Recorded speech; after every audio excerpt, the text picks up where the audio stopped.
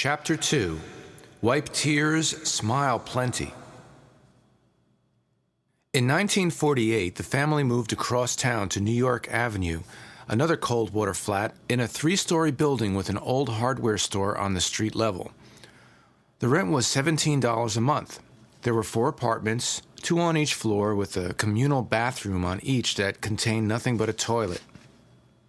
Our apartment was on the 3rd floor. We had an old cast iron stove that we used for cooking and heating. It was a coal-burning stove supplied with coal stored in the hall right outside the door of the apartment. The coal man would deliver it in the cellar, and once a week we'd carry supplies upstairs. At bath time, Mom heated water on top of the stove and poured it into a large galvanized feeding trough that was stored beneath the sink. I remember always being in front of the building, sitting on the stoop with my little red 3-wheeler parked nearby, waiting for the Iceman to come.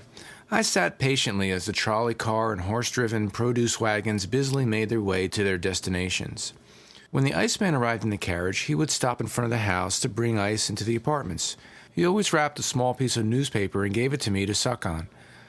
Boy, I was in heaven. My mother, however, would get upset and go running down the street in her house dress, yelling at him, because she was afraid I would choke on it. No matter how much she yelled, though, he continued to give it to me, and I was glad.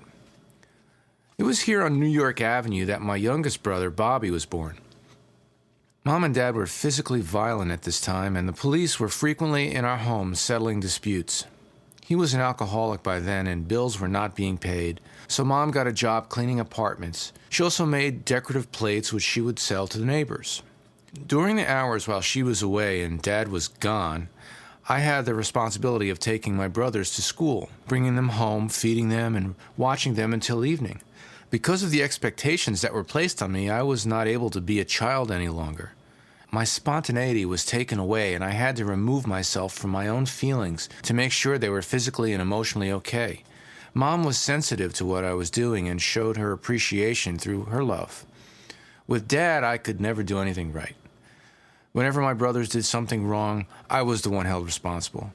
Each situation provided another opportunity for him to verbally abuse me and label me as unworthy, not even capable of taking care of my brothers.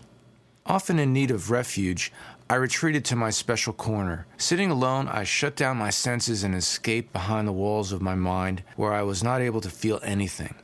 I was safe there. It didn't come out until my responsibilities required it.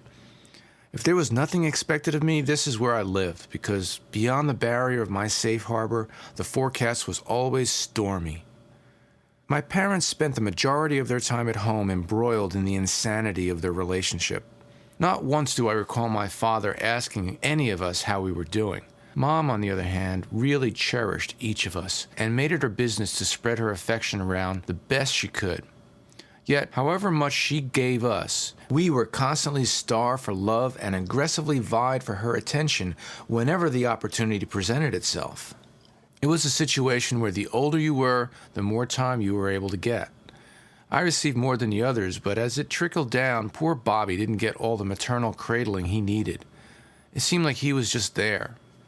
As the eldest and daily caretaker, I became the one my brothers leaned on in times of need. I was also the one they turned to in moments of crisis. It was a tough job, yet I made every effort to be the ideal big brother. But regardless of how hard I tried, there was only so much I could do for them. I was merely a child myself, trying to function in an adult world where I had no warning of all the potential dangers and the responsibilities that they entailed. Late one afternoon, Freddie, Tommy, and I were walking into the parlor, and I heard Bobby call me in a mischievous voice. I turned and saw him lowering his 6-year-old body outside the window. There he was, hanging by his fingertips from the windowsill, 3 stories up, giggling.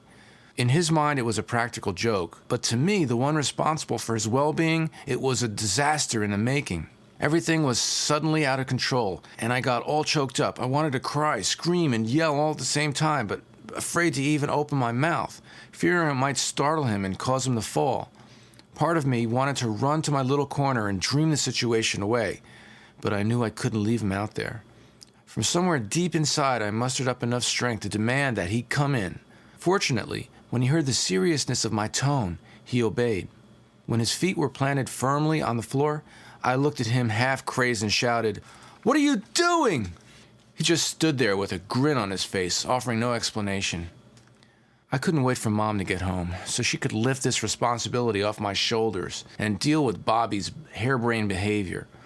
Although she was angry with him for what he did, she casually glossed over the incident and stacked it in a pile with all her other worries. Right then, I knew that with her mental burdens distancing her from reality and rendering her incapable of appropriately dealing with an obvious life and death situation, we were all headed for trouble. And at that moment, I feared more for Bobby than for Tommy, Freddie, or myself, because it was he who was currently walking in harm's way. Coming home from school one day, he was running to catch up with me and fell, cutting the entire length of his chin on the jagged edge of a can. Covered with blood and his eyes raining tears, he kept screaming, "I'll be good. I won't do it again. I won't do it anymore." When the ambulance came, he was yelling the same words into the ears of the medic, as if he believed God was inflicting punishment on him. The medic, however, was just as confused about his senseless cry and repentance as I was. No one really understood Bobby's conduct. People tried to attribute it to a lot of things, but the one that stuck came as a result of a weak eye muscle. In order to focus, he was in the habit of moving his head from side to side, so Mom took him to the doctor and he was prescribed a pair of glasses with very thick lenses. They never helped his vision, and the head movement continued. His teachers, failing to connect it to an improperly treated eye problem, labeled him retarded.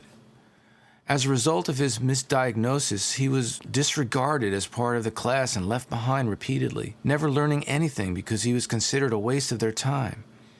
Concern for Bobby was just one of the many weights piling up on my mother. But the tension was rarely visible, as she was good at hiding her true emotions for the benefit of the others. There were, of course, bolts of lightning that struck out of the blue, like the attempted drowning incident. But these things came and they passed. The dust settled as quickly as it was disturbed. Thanks to her forgiving nature, the dust raised by her scuffles with Dad settled quickly too.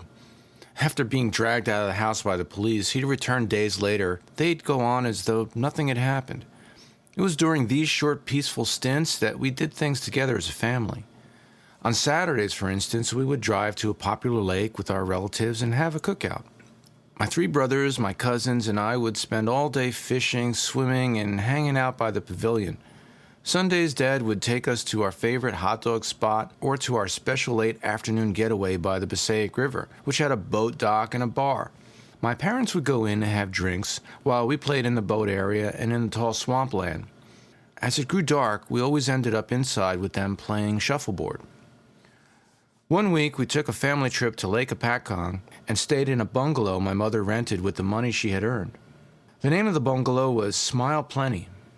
Right across the road was a bar called the P.A.T.H House. Every night, there were lots of bright lights, loud music, and loads of people. This is where my father spent much of his time drinking and frolicking with the women. I remember my brothers and I getting up early every morning and fishing off the back porch. We'd catch sunfish and take them inside, fry them, and have the feast of our lives. During the course of the day, we'd have fun with board games, playing with toy soldiers, reading comic books, and exploring outside. Mom was in such an unusually relaxed mood. For a few days, Uncle Harold, Aunt Dot, and their children came up.